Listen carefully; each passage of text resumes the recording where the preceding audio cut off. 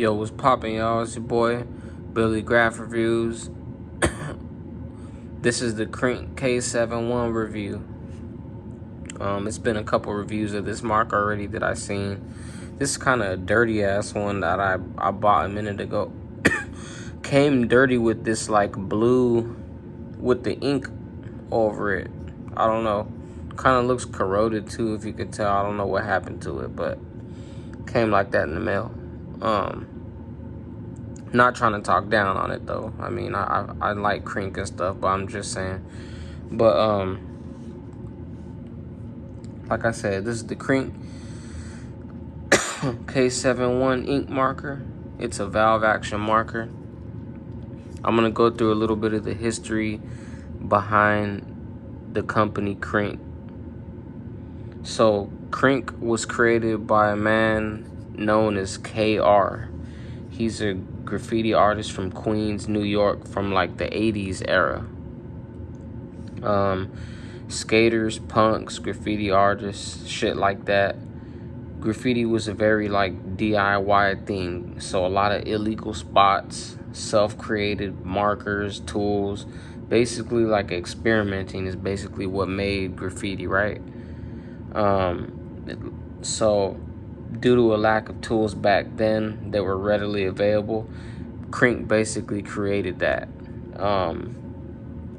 For example, another one of my reviews that I'll be doing pretty soon, this Krink 4-ounce mop, something that Krink created, basically a shoe polish mop that Krink went ahead and just created as a graffiti tool.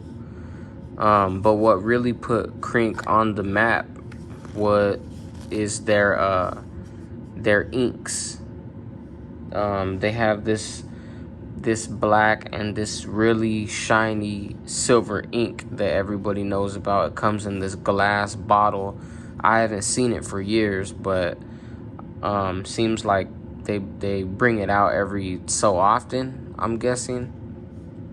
But it's a really drippy, really shiny silver ink that it comes as a refill. Also comes in this silver marker. This would be the silver, this would be the black, but I just got these as empties because I don't have the ink to actually put in it. I'll be doing a review on these two mops as well in the future, so stay tuned for that video. Like I was saying, there was a lot of tools that were missing or weren't readily available back then. Graffiti was more like a DIY type of thing, so when Krink came around, it basically was like a graffiti brand that artists could go to.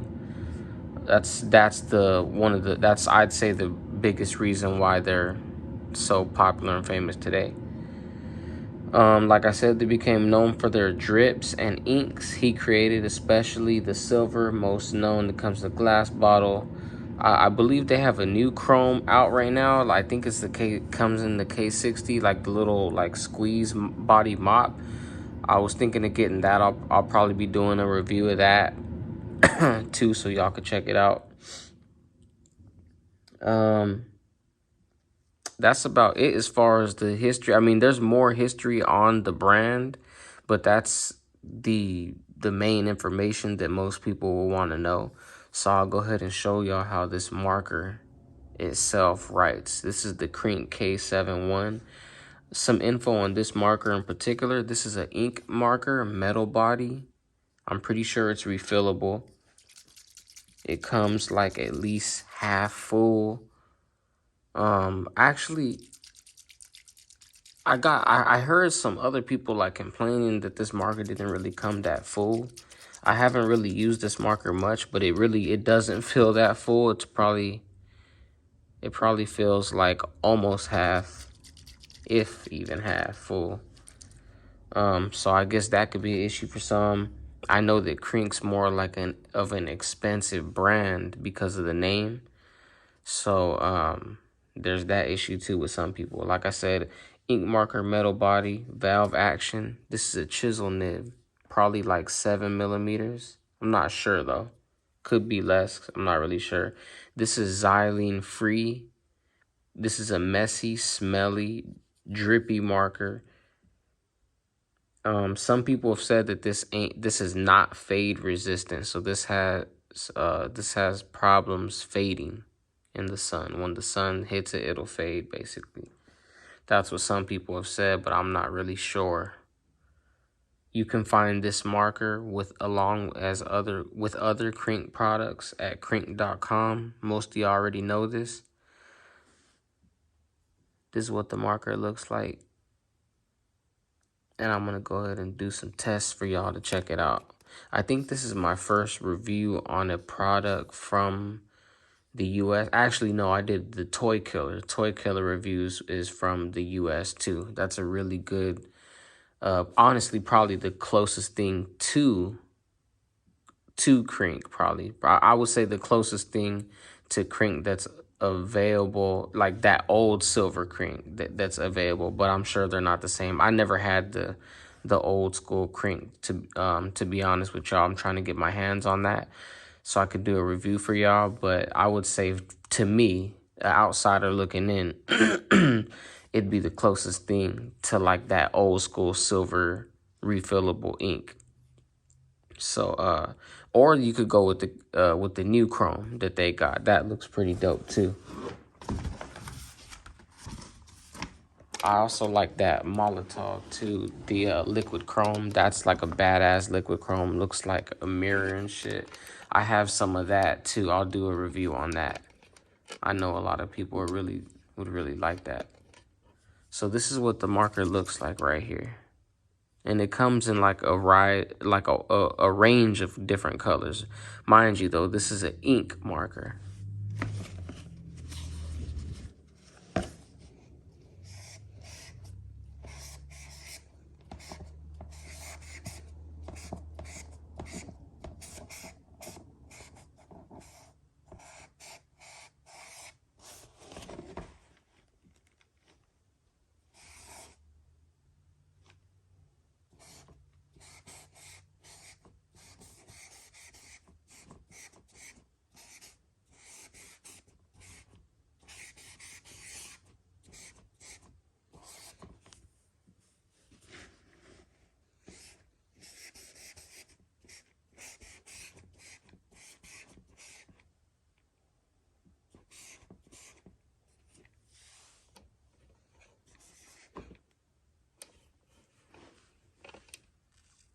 I think it looks pretty cool. It kind of started off streaking, but once you really hit this, see it kind of already drip right there too. It's a really stinky, really inky marker. Let me try this wood over here.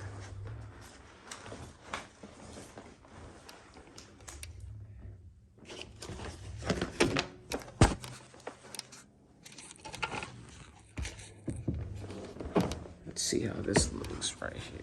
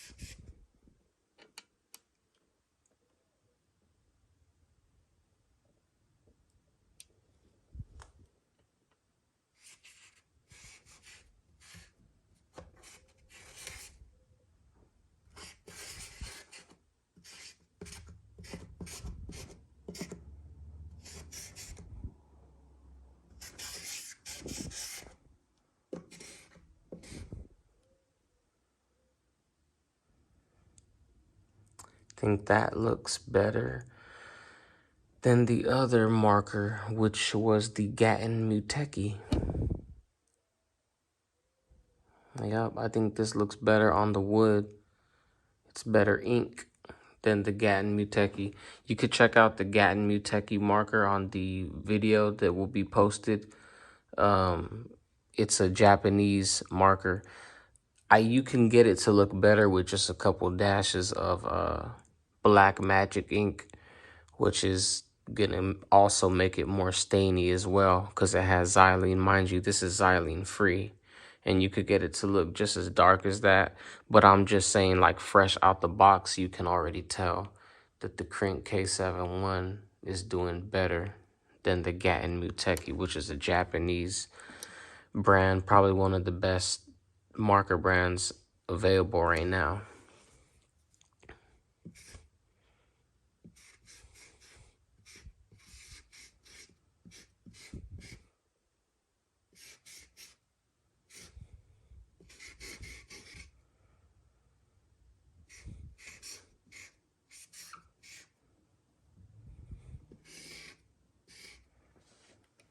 I like it. It smells. It's not xylene though, so I'm not sure what it is, but it is smelly though. But one thing is for sure, it is a dope ass marker.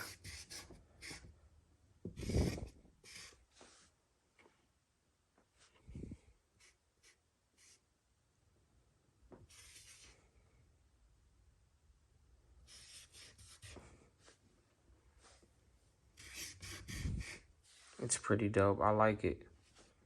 It's a really cool marker.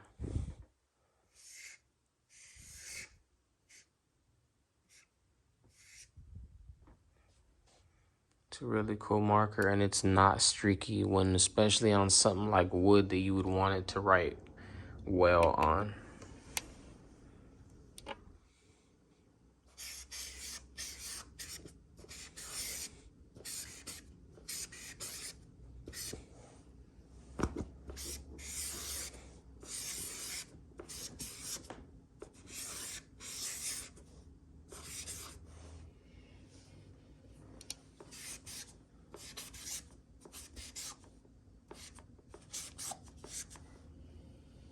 Yeah, pretty dope.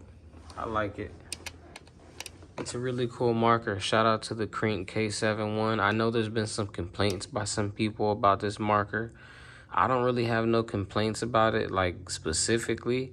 I've actually used this marker at the streets, on the gas stations, in just random different little places, and it's worked well with me. Windows, basically anything, trash cans, wood, as you can see, really pops.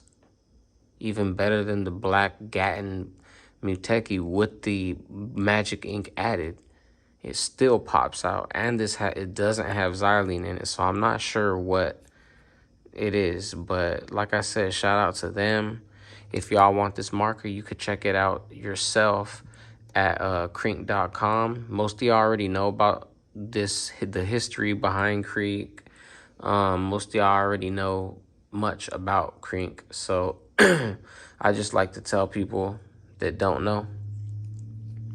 But if y'all like it, go ahead and check them out. Follow my Instagram at Billy's Ideas. I'm trying to get my followers up. You could check out my, basically just catch up with me on there, and you could check out what I'm doing, next videos, next content that I'm gonna be dropping.